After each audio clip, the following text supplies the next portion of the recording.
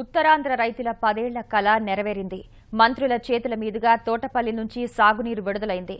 పోలవరం ఎడమ కాలువను కూడా త్వరగా పూర్తి చేసి ప్రతి ఎకరాలో బంగారం పండేలా చేస్తామని అమాత్యులు హామీ ఇచ్చారు.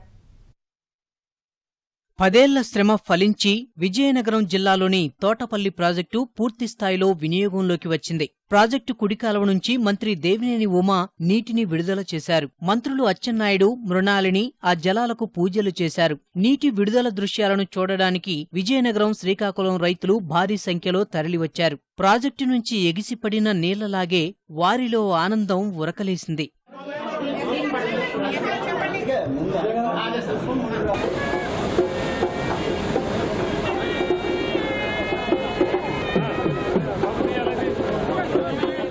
తోటపల్లి ప్రాజెక్టు ద్వారా 1,00,000 ఎకరాలకు సాగునీరు ఇస్తున్నారు.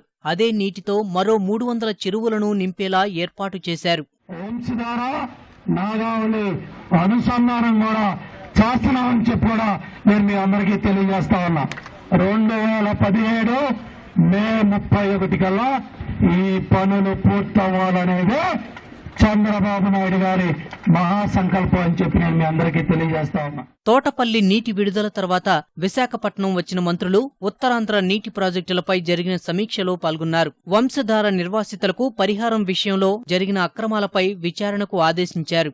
నిర్వాసితుల డబ్బులు కానివ్వండి, ఈ పెండింగ్ ప్రాజెక్టులన్నీ కూడా సుమారు 1000 కోట్ల రూపాయలు వంశధార స్టేజ్ 2, ఫేజ్ 2లో మనం ఖర్చు పెట్టినట్టయితే రాబోయే సీజన్కి బ్రహ్మాండంగా సుమారు 17 టీఎంసీలు మనం నీరు నిలబెట్టుకునే అవకాశం ఉంది. నాయకుల తరఫున మా తప్పును మేము చూపించి ఎంతో కమిటెడ్ గా పనిచేయాలని కేవలం మీరే తీసుకోండి, ప్రాజెక్ట్ పూర్తి చేయండి.